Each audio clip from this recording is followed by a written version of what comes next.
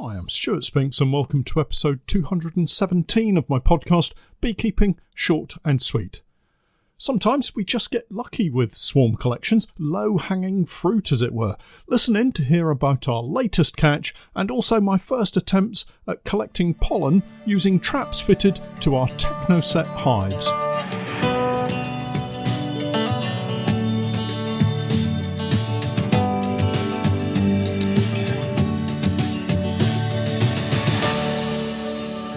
Beekeeping Short and Sweet, a beekeeping podcast for the inquisitive beekeeper with a short attention span. A beekeeper, in fact, just like me. I'm delighted to say that our podcast is now sponsored in part by Simon the Beekeeper. Making beekeeping an affordable hobby for everyone, Simon the Beekeeper provides the best value beekeeping equipment possible, along with a super fast delivery service. The bees won't wait, so their customers don't have to either. Visit the website at www.simonthebeekeeper.co.uk. Hi everyone, I hope you're all well. I've some interesting stuff for you this week. Well, I think it's interesting, but I'll leave you to judge for yourselves at the end of the podcast if you agree. We've been swarm catching and inspecting colonies, and to be honest, it's a bit of a blur this past week. I think I may have mentioned before the fact that the podcast almost keeps me sane, as it were. I have to sit down for several hours and recap on my week gone by and assess how things are progressing. It's really important that I do this. I have been struggling somewhat to keep up. I haven't done as I promised on YouTube, which was to post a public video each week. I just haven't been able to find the time. But I am glad to say that the Patreon videos continue at a pace, and I hope you're all enjoying seeing how our season is unfolding. Certainly, judging by the messages and comments I've had, the updates, tips and techniques have been really useful for some of you, so I'm pleased for that. Much more to come. Before all of that, and to demonstrate that I'm down with the kids, I watched some of the Glastonbury Festival last night. I was home after a long week and just needed to unwind a little before bed, so had the TV on and was watching Gardener's World, which was followed by coverage of the Glastonbury Music Festival. So I decided to stay up late because, from what I gathered, they had something called a headline performance from Billy Idol, a blast from the past, so I thought I'd see what it was like. I really need to get my hearing sorted out because after staying up late waiting, and much to my surprise, some young lass called Billie Eilish came bouncing onto the stage. She was like Tigger from Winnie the Pooh, constantly bouncing around the stage. I lasted about 10 minutes before crawling off to bed, to be honest. The crowd obviously loved her though, and she seemed to be getting a thrill out of performing, so well done to her. Herbie Hancock is much more my thing. Anyway, back to the bees, and in particular, swarms. We're pretty much over the swarm season now. Colonies are switching from reproduction at colony level to survival mode, looking to store as much food as possible for the long winter months to come, and with it, our summer crop of honey, hopefully. Our swarming period has been really interesting. We, as you are no doubt aware, have been clipping queens over the past year or two, and this has seen a change in the way we not only manage swarming, but also in our inspection routine. Changes that have been successful on the one hand and challenging on the other. Here's why. We've not had a massive amount of swarming, due in part, I'm sure, to the new queens that we currently have, heading up our colonies. Younger queens generally mean less of a desire to swarm when compared to older queens. It's not always the case, and genetics do play a part here, but it's a reasonable assumption to take. So we started the season with both queens of our own, those we bought in last year, along with the new colonies we purchased, those 50 colonies at the start of the season. Of these, we've seen a high percentage of our own queens attempt to swarm, and of these, several have managed to get away from us. I think this is a result of the increased workload and my poor timing in inspecting those colonies. I should probably, with hindsight, have inspected those colonies on a weekly basis, not a 10-day routine. Of the younger queens heading up new colonies, including the split colonies, we've seen a remarkably low number of swarm cells.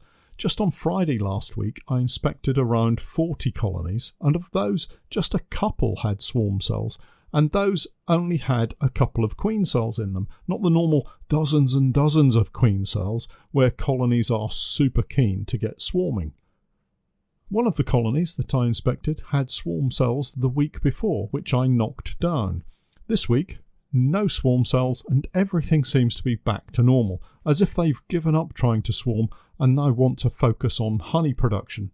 Maybe it's because we've just passed June the 21st, midsummer. Downhill only now, folks. So swarming generally has been manageable. Clipped queens have sometimes crawled back under the floor of the hive, but here we've been able to shake them into a new hive and set them up as an increase to our own numbers.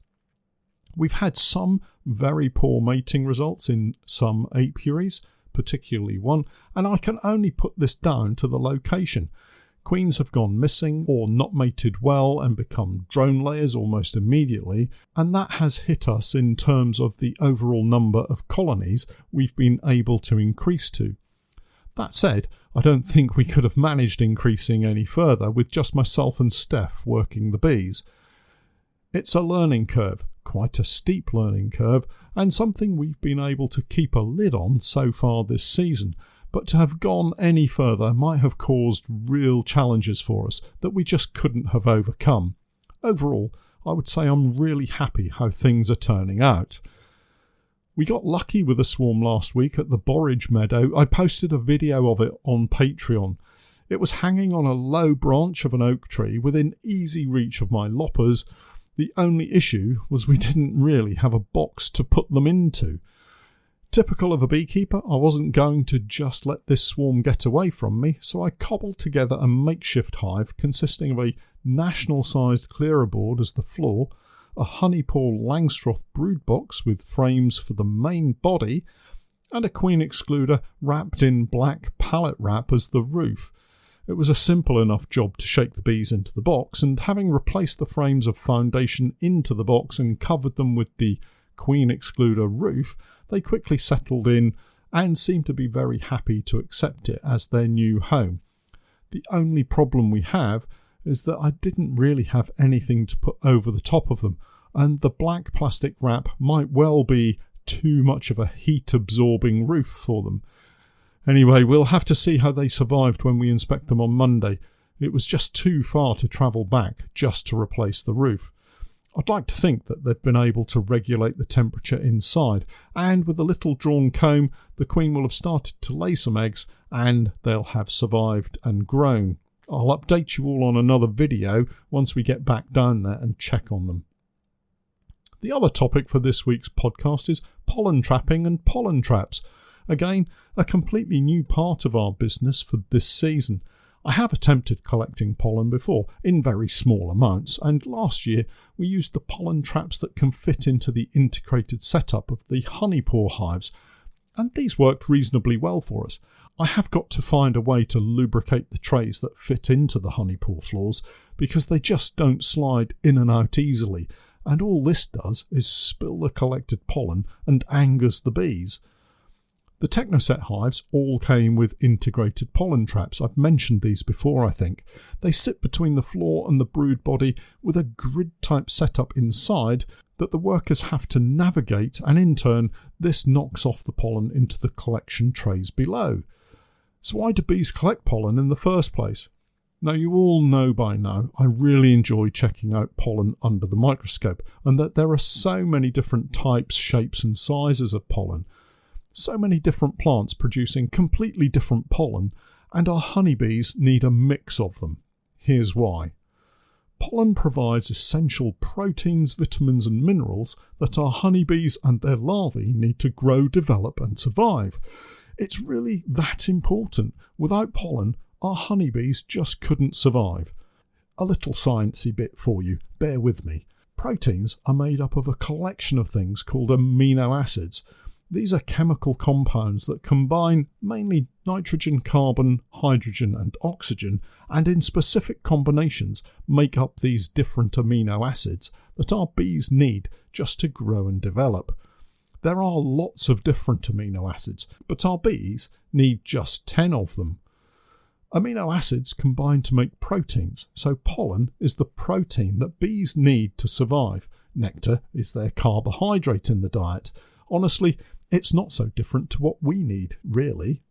Without getting too complicated, the bees break down the pollen proteins into their constituent amino acids and then rebuild them as necessary. Okay, that's the science over. You can relax now. So why collect pollen? Well, there are several reasons. Firstly, there's a demand from health food shops for natural pollen, so it's a saleable product we can harvest in small quantities from our bees. Additionally, we can use it to build up colonies when there's no pollen available, and we can feed it to queen rearing colonies to help with building up well-developed queen cells. During the active season, colonies can collect massive amounts of pollen. In fact, this year we found quite a number of colonies that have become very congested with pollen, frame upon frame, stuffed full, with barely any space for the queen to lay eggs into.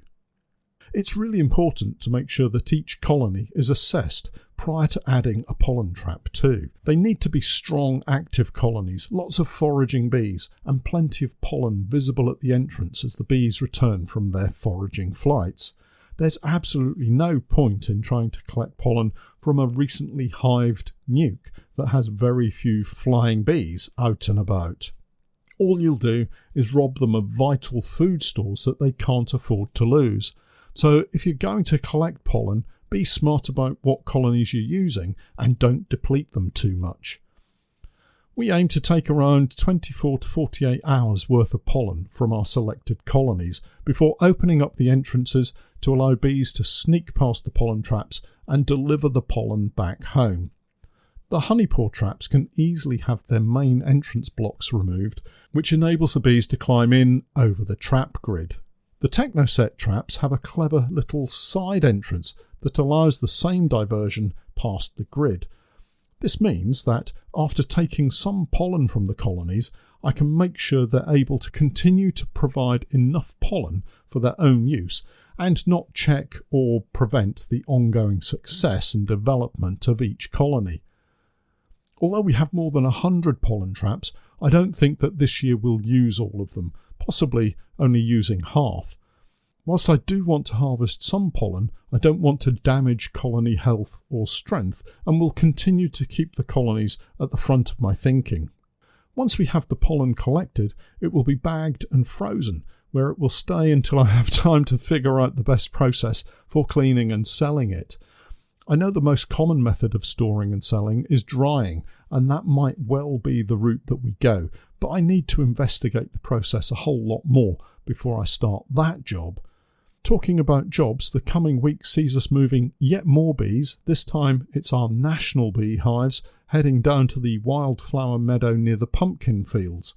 It's also Norfolk show time, our local agricultural annual show. So I'll be taking some time to head over there to chat to a few people about various things. My trailer is top of the list. I'm having the floorboards replaced, but also want to see if I can get the ramp removed and replace it with a tailboard. I think that will reduce the amount of weight I'm carrying unnecessarily and allow me to use it a little further afield. I'm also going to pop in on the Norfolk Beekeepers Association tent and say hello to a few old friends, and no doubt I'll get distracted by the tractor displays.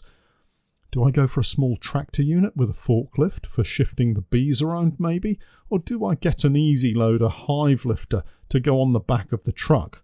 Decisions.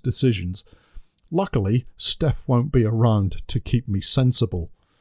Well, that's it for this week. For my latest videos and podcasts with more updates, tips and techniques, do check out my Patreon page, www.patreon.com/Norfolk Honey. And remember, I'm Stewart Spinks, and that's Beekeeping Short and Sweet.